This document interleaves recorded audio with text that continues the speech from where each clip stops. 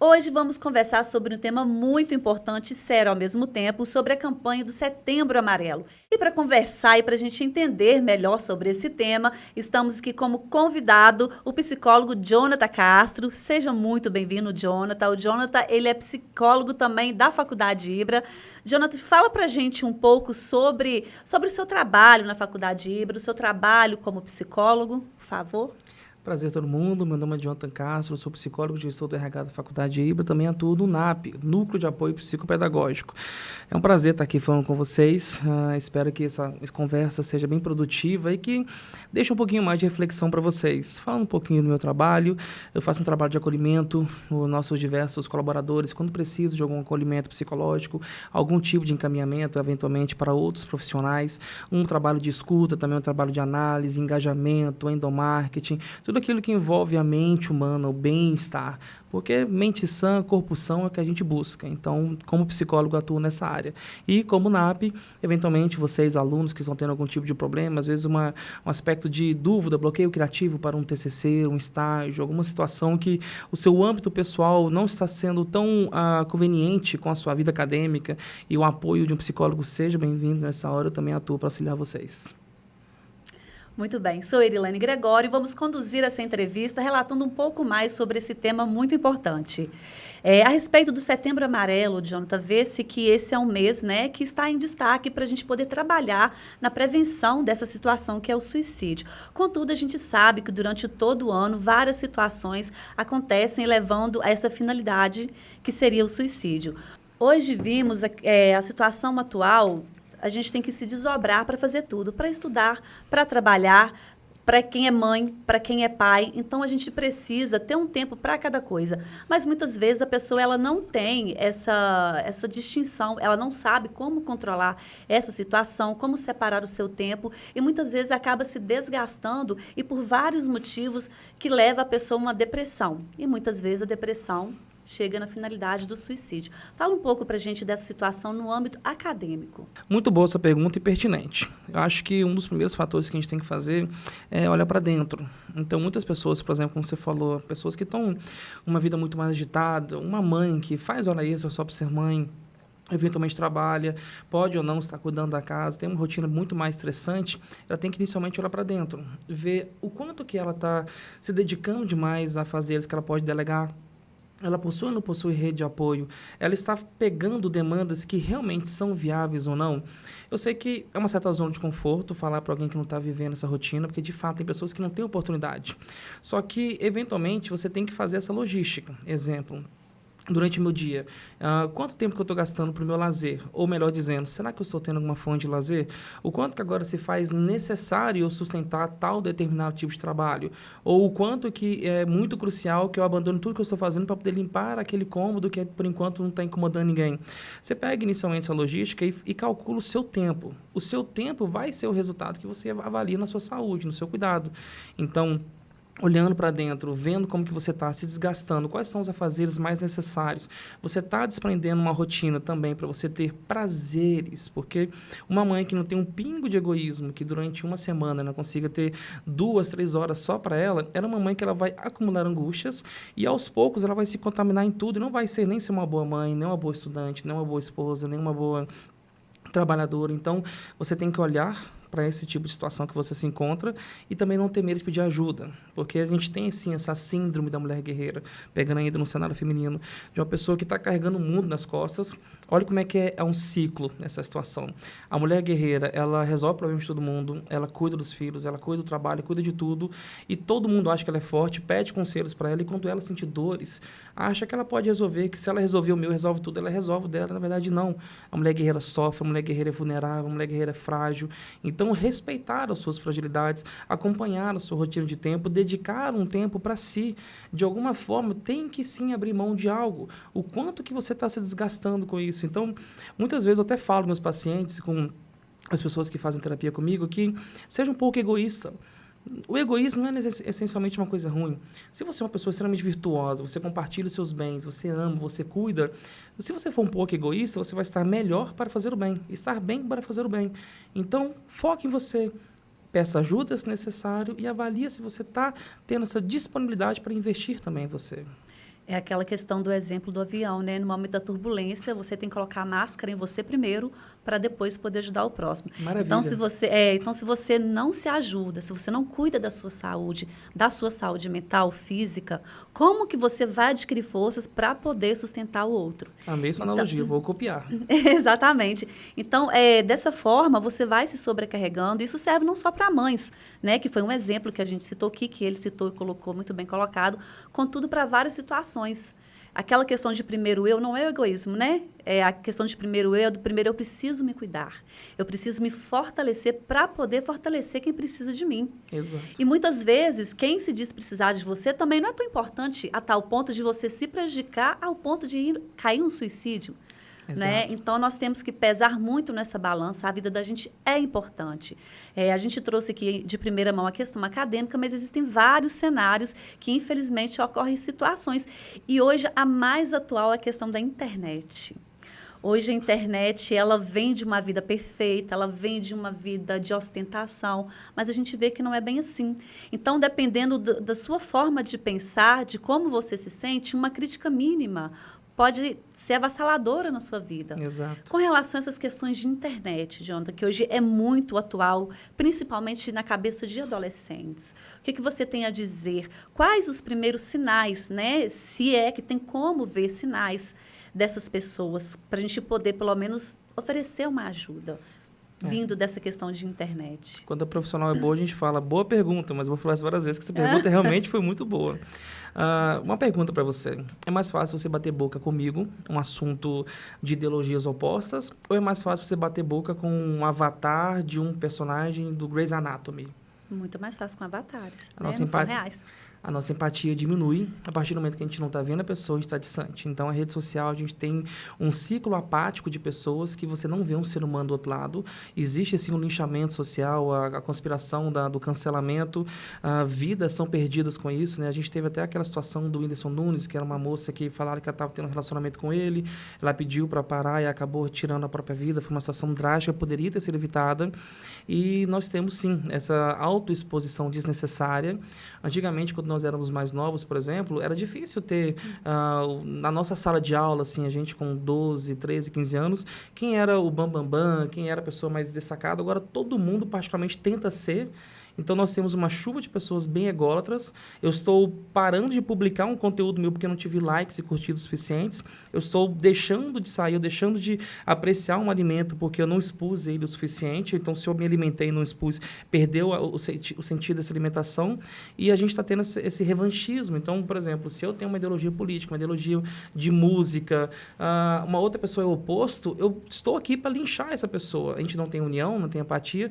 E a rede social, ela tem esse culto personalidade. Então, eu, mais novo, e talvez você, a gente se comparava com poucas pessoas e a gente já tinha aquela ciência que aquela pessoa era um global, era uma pessoa de grande destaque, lutou muito, e tudo bem, nunca vou ser essa pessoa, estou ok. Só que agora eu sei que o meu vizinho é incrível, a moça que trabalha no outro restaurante é incrível, metade da minha turma é incrível, as outras séries são incríveis, só eu que não sou? Então, assim, eu fico nessa comparação constante. De fato, a vida do outro é muito mais divertida que a minha, porque eu só aprecio as coisas boas, e aí eu fico nessa angústia e frustração. O Instagram, ele é, se não falo memória, o Instagram hoje é a rede social mais depreciativa do indivíduo, e o Twitter, que até então, né, está banido, pelo menos no dia de hoje, ele acaba sendo a rede social mais conflituosa. Perdemos o contexto de utilizar isso para aproximação, vou falar com aquela pessoa que está longe de mim, vou tentar pegar uma nova cultura, um novo contexto. A função inicial ela foi perdida, infelizmente. Exatamente. E a facilidade, acredito também que seja, além da covardia de não ver quem está do outro lado, mas também a facilidade. Porque quando a gente escrevia cartas, né, telegramas, você não desperdiçava esse momento, aqueles papéis, aquelas você linhas. Abraçava a carta. Exatamente. Você ficava na expectativa por uma palavra bendita, por ouvir algo confortável, saudade, amor. Aqueles mais apaixonados ainda perfumavam as cartas. Verdade, né? Existiam até as cartas, os papéis cartas, que quando a gente era adolescente, a gente colecionava, vinha com cheiros. Olha o investimento que você gastou para poder transmitir uma mensagem. Exatamente. Logo, você se dedicava, valorizava ela, e a outra pessoa que recebia sentia essa dedicação. Como hoje eu fazer um Twitter para ofender uma outra pessoa, é uma coisa rápida, efêmera, eu nem vejo o resultado, eu perdi a minha empatia, a minha conexão social. E depois que surgiu a palavra recalque, ficou mais insuportável. Particularmente é o que eu considero. Porque, qualquer coisa, as pessoas estão com recalque de mim. Vou escrever justamente porque fulana tem recalque. Gente, isso se tornou ridículo, né? Porque uma rede social que foi criada para aproximar, né, para unir, para realizar amizades, fortalecer amizades, hoje está em questões policiais, né? Então, se isso é fato, é ofensa daqui, são fakes, né? São perfis falsos que você não consegue identificar de imediato, embora a polícia hoje seja bem competente para isso, ainda é muito difícil você conseguir identificar a pessoa, já que ninguém sabe quem sou, vou fazer o que eu quero e falar o que eu quero. E nesse falar o que eu quero, vou ofender uma pessoa que não está bem, de mente saudável, e a pessoa, infelizmente, cai na questão do suicídio. A mesma coisa, né, se dá aos bullies. Antigamente, o bullying era pessoalmente, na escola, né? E pra gente, esses bullying nem era considerado bullying, né? Era mais pegar no pé, a gente relevava. Eram hoje, poucos os casos. Isso, e hoje não. Hoje está aí descarado, né? Tivemos uma romantização desse ato. E aí virou um aspecto popular. Então, a gente vê um bullying que agora não está mais apenas na escola. Esse bullying agora ele se propagou, está no assédio do trabalho. Esse bullying está em moradores de rua. Então, a gente pega essas pessoas que elas expandiram isso. A troca de informação na rede social, que era para ser uma situação de troca de conhecimento e de conexão, se transformou também em trocas de situações negativas, como o Chan, por exemplo. Nós temos pessoas que se unem para poder... Tem as panelinhas do Discord, até ficou famoso recentemente. Então, os bullies, né, as pessoas que faziam o bullying, eram poucos, eram malquistos e eram pessoas marginalizadas dentro de uma instituição de ensino, por exemplo. Só que agora se eu sou um bully, eu consigo encontrar um bully de Manaus, um bully do Rio de Janeiro, 4 bullies de Tocantins, a gente se junta, a gente monta um grupo de bullying na internet, a gente começa a propagar esse ódio. E aí voltamos no aspecto de peça ajuda. A uma pessoa, eventualmente, vítima do bullying, que já tem um pouco do enfraquecimento da geração atual. A geração Z, que é a geração após a minha, eu sou um millennium, é considerada a primeira geração, desde a origem do Homo sapiens, que tende a ser a geração com menos poder aquisitivo, comparada à geração anterior, e a geração com menos sapiência, menos cognição. Então, assim, de maneira curta e grossa, é menos intelectual e mais pobre. Então, já temos uma geração que vem se vulnerabilizando, né? Hoje, qual que é a palavra que faz mais sucesso na rede social? Quer ganhar dinheiro em casa? Quer ganhar dinheiro parado? Quer ganhar dinheiro fácil? Arrasta para cima. Então, a gente está se vulnerabilizando, as pessoas estão tendo cada vez menos resiliência, por isso que a ajuda e busca profissional é muito importante. Então, quero deixar aqui aberto para todo mundo, que muitas pessoas comentam comigo, Jonathan, não tenho dinheiro para uma terapia. Jonathan, você cobra caro demais para fazer terapia. Não, nem cobro, gente. Mas para aquelas pessoas que realmente querem ajuda e não tem como, a gente tem profissionais online que cobram bem baixo, cobram R$30, por exemplo. Faculdades que têm curso de psicologia, eles também fazem estágio, tem atendimento gratuito. Então, assim, não tem receio de pedir ajuda. Uma das coisas que eu acho muito bonita, né, agora em meados de 2024, é que matou-se aquela ideia de que apenas uma pessoa doida, uma pessoa com problemas mentais buscam uma ajuda terapêutica, e não. Qualquer um pode buscar ajuda terapêutica, às vezes por manutenção, às vezes é para poder sanar uma angústia, não é necessariamente um adoecimento. A gente não tem que agir na nossa vida quando a gente está com o ápice da doença, a gente tem que agir quando tem o início dos sintomas. Às vezes o ápice da doença já são os estágios finais, às vezes a pessoa já está em um número chato de tentativas com a própria vida. Então, olhe os sintomas, vamos trabalhar nos sintomas, que é muito mais fácil para o profissional e para vocês terem a sua autonomia. E você falando em sintomas, quais os sinais mais óbvios que a gente poderia identificar com relação a um adolescente, algum familiar que esteja passando por uma situação com o pensamento suicida? Muito bom. A primeira coisa que a gente percebe é a negligência. A pessoa negligencia a si mesma. A pessoa negligencia a sua higiene pessoal, a pessoa negligencia os seus próprios gostos, a pessoa perde o encanto daquilo que faz em sua rotina, a pessoa se isola, a pessoa não consegue ter prazeres em reuniões anteriores, tipo reuniões de família, reuniões de amigos. Você consegue ver a pessoa se negligenciando a sua própria rotina. Aquela pessoa que começa um processo de exclusão, de se isolar, e o maior problema da solidão é que a solidão é viciante. Muitas pessoas se viciam na solidão e com um certo sentido. Às vezes eu vou me frustrar menos com os outros, eu vou ter menos angústias sociais. Então, a pessoa pode se viciar na melancolia. A tristeza e a melancolia são também muito viciantes, porque a tristeza, muitas vezes, é a conexão do passado.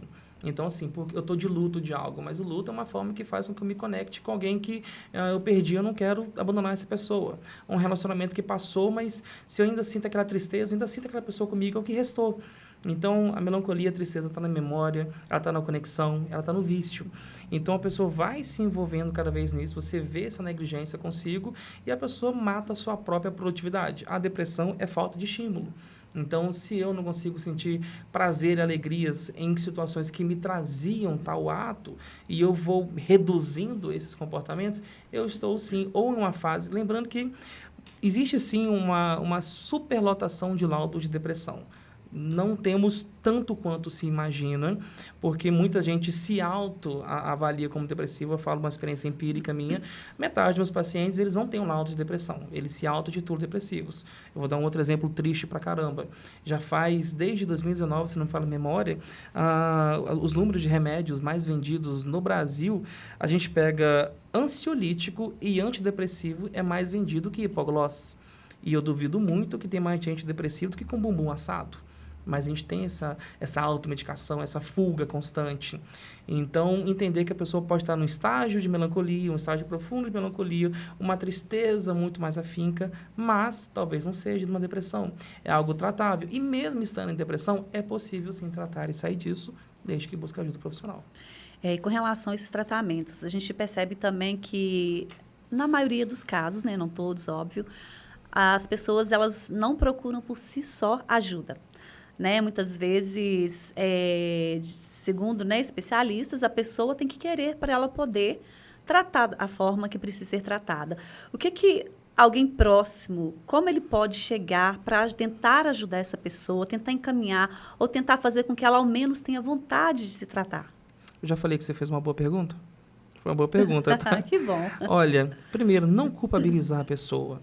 Ninguém escolhe ter depressão. Mesmo falando que é uma situação de vício, a pessoa não percebe isso. Eu não estou percebendo como que eu estou me aprofundando na melancolia, porque é uma memória que está me conectando àquilo que eu perdi. Não é uma coisa assim intencional. Então, não chega culpabilizando a pessoa, não enfraqueça o sentimento que a pessoa está sentindo, né? Menosprezando, falando que é algo passageiro, que não faz sentido, a pessoa está assim. Olha, primeiro, a depressão não é vinda de um gatilho. Exemplo, terminei um namoro, tô mal, tô triste, tô querendo me matar, minha vida perdeu sentido. Às vezes não é para terminar um namoro. Quanto que eu me dediquei só nesse namoro? O quanto que eu mudei minha vida por esse namoro? O quanto que eu me encontrei e me identifico como Jonathan, como homem, por culpa desse namoro? Então, eu tive toda uma situação de me forçar a ser refém. Eu construí esse cenário. Eu me enfraqueci individualmente. Eu perdi os meus gostos pessoais. Eu tenho uma codependência constante com a pessoa, uma coisa simbiótica. Olha, terminou o namoro, eu sim vou entrar no quadro de depressão, porque eu desaprendi a viver sozinho. Então, nesse tipo de situações, a gente nunca sabe o gatilho que levou a isso, são vários gatilhos no caso. Aborde a pessoa acolhendo, não julgando, não criticando, ofertando ajuda. Saiba que você tem que ter muita paciência. Por isso que, assim, não é qualquer pessoa que conseguiria namorar ou casar com alguém com depressão, é difícil. É difícil porque essa pessoa não tem por si só os estímulos. Você vai ter que ouvir muitos nãos e, às vezes, até agir com um pouco de não. Por exemplo, agir com um pouco de não. A pessoa está se negligenciando há 3 dias sem tomar banho. Você vai ter que insistir bastante a pessoa cuidar de si. E fazer a pessoa entender que, olha, você vai fazer sem vontade. A vontade é uma característica extra, um benefício que vai vir no meio do trajeto. E busque ajuda profissional, porque também cada caso é um caso. Assim, exatamente. Na psicologia, né, eu sou graduado pela UF, um abraço aí do pessoal que também gradua na UF junto comigo. Acontece que não temos um tutorial completo para lidar com pessoas. A psicologia é bem versátil, bem ampla, temos várias referências, né, o mais famoso, Freud, temos Lacan, temos Skinner, mas por aí vai. Sabemos que o que é unânime de todo o referencial psicológico? Cada caso é um caso. Estude, avalie e veja como você se conecta com essa pessoa. Exatamente. E nessa questão de você tentar ajudar, tentar acolher um familiar, um amigo que você mora, uma pessoa que você ama, né? A gente vê que com toda essa dor da vítima que tenta o suicídio, a família também sofre a dor. E a família? Qual o amparo que a gente daria para essa família? Porque ela também precisa de suporte, que é o que a gente falou lá no início, né? Para eu ajudar, eu tenho que me ajudar antes. Exato. Então, qual o suporte que essa família deve procurar, além de psicólogos, de terapias, para ela poder ter essa força, para passar essa força para quem está precisando? Primeiro, né, eu estou já lidando com o caso que a família não é um dos gatilhos que levou a pessoa a tentar isso, porque às vezes a própria família é. Quando a família é esse gatilho, quando a família é o antro que impulsiona você a ter essa depressão, é um afastamento. É você identificar que, olha, infelizmente você não se conecta tanto a essa família, o local de pertencimento dessa família não é como amigos, não é como alguém que eu tenho que conviver sempre, é respeitando, são meus membros da família, mas não são aquelas pessoas que eu escolhi para viver sempre. Se for eles o motivo e eu tiver uma certa autonomia, me afastar, buscar essa independência na medida do possível, ou então buscar uma ajuda, um refúgio até eu conseguir ter essa independência. Mas quando a família não é o motivo e quer ajudar a pessoa nesse caso, né, eu sempre vou trazer a resposta inicial, acho que todo profissional tem que falar isso, que é recorrer a uma ajuda profissional para se guiar e se a movimentar com isso. No mais, qual grau de tentativa está? A pessoa está na primeira, segunda, terceira, quarta tentativa. Dependendo disso, essa situação, a gente vai ter que ter até um remanejamento dentro da casa. As coisas que vai ficar no certo acesso, medicamentos, um acolhimento, uma aproximação constante, porque a pessoa que está tentando se matar não é uma pessoa covarde que quer fugir da vida, é uma pessoa que apenas não quer sofrer. Então, qual é o motivo do sofrimento? Existe uma forma de eu, como familiar, diminuir o sofrimento? O sofrimento é por A, é por B, é por C, é por críticas, é por ausência de algo? Vou tentar subtrair o sofrimento. Enquanto o sofrimento, vou interagir com isso. Se eu não consigo agir com isso, vou tentar acolher o sofrimento. Vou fazer a pessoa saber que, olha, metade do seu sofrimento é comigo, estou carregando com você. E, por último, agregar valor na vida da pessoa que está querendo tirar. Então, se eu hoje estou querendo retirar minha própria vida, mas eu vejo que eu tenho valor na vida das pessoas e pessoas precisam de mim, me querem nessa vida, eu começo a me valorizar. Se eu estou tirando minha vida, eu perdi o meu próprio valor, meu senso de valor. Faça essa pessoa aprender a ter esse valor. E aí sim você consegue postergar ou até mesmo gerar uma possível cura. Exatamente.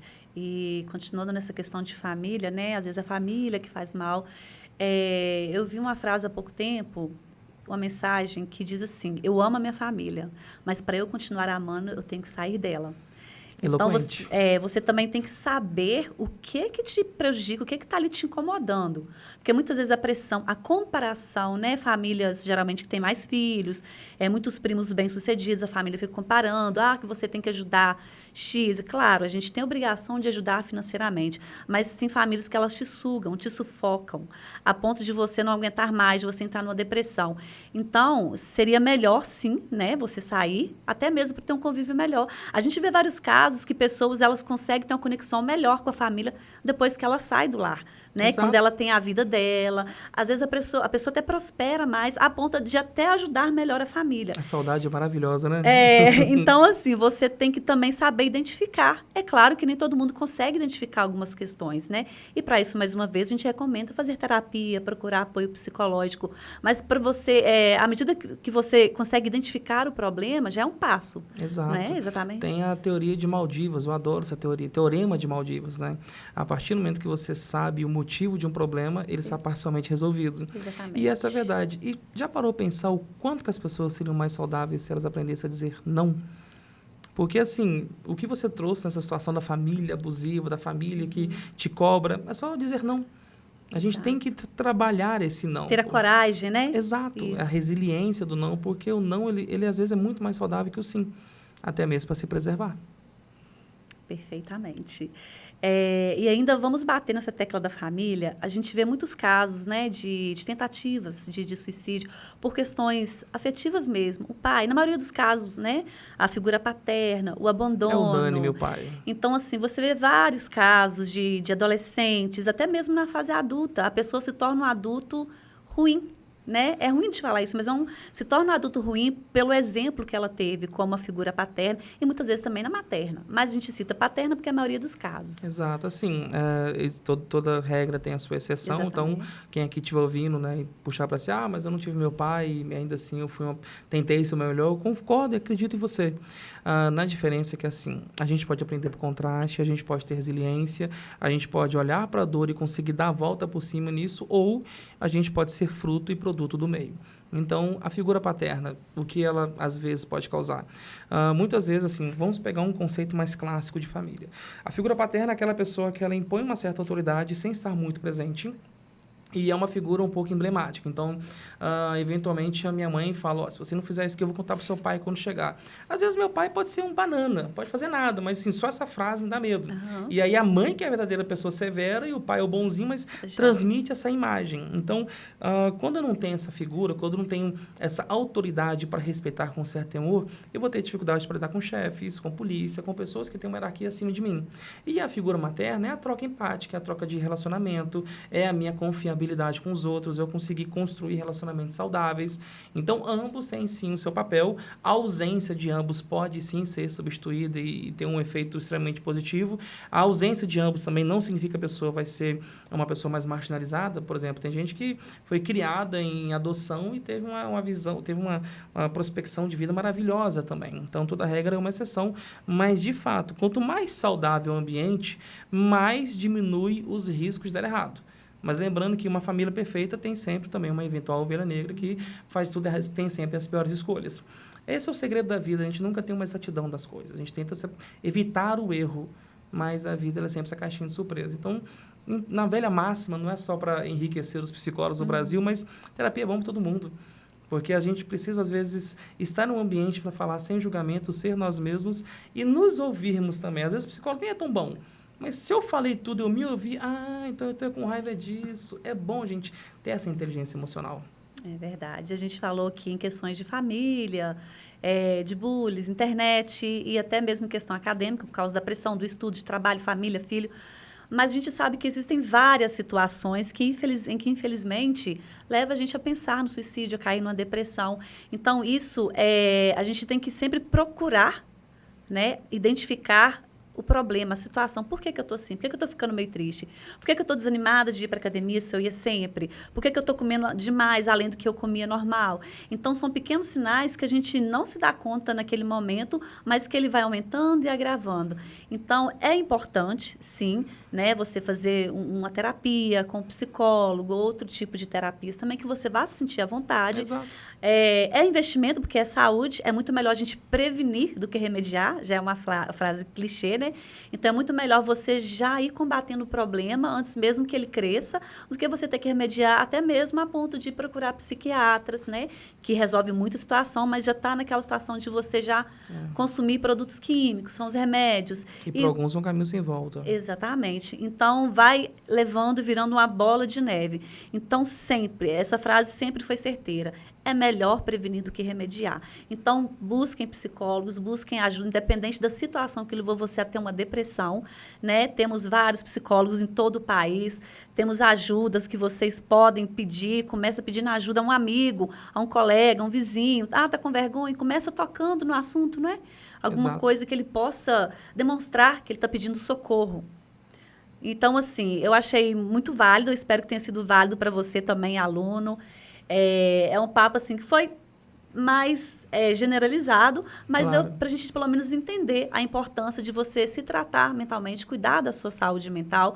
E a gente espera sempre contar com a participação do nosso querido psicólogo Jonathan. À disposição. E ele continua lá na Faculdade de Ibra também, atendendo não só os colaboradores, mas se precisa também os alunos, né, Jonathan? Exato. E sempre contribuindo com sua experiência para nos ajudar da forma que for preciso. É uma honra, sempre digo também a vocês que eventualmente não estão tendo nenhum tipo de acesso, e também é uma coisa de imediato, existe o CVV, o Centro de Valorização à Vida também, é gratuito, basta colocar no Google, tem atendimento para vocês, uma escuta, um acolhimento, não são pessoas especializadas no caso, não são psicólogos, mas são pessoas com voluntários, de bom coração, que querem conversar e impedir que, às vezes, uma escolha errada seja tomada em um momento que não é bem-vindo, às vezes é um momento apenas de reflexão, não de ação. Então, não tenham medo de pedir ajuda, saibam que todo mundo tem os seus momentos, tem as suas fases, né? A velha jornada do herói, né? Antes da ascensão vem a queda, e essa queda pode ser uma reflexão, e pode ser uma forma de vocês voltarem mais resilientes, mais fortes, mas saibam, sozinhos vocês não estão. Ok, mais uma vez eu quero agradecer a sua participação e estar sempre convidado para poder trazer mais experiência e contribuir com a gente aqui. Ficamos por aqui, querido aluno, até a próxima.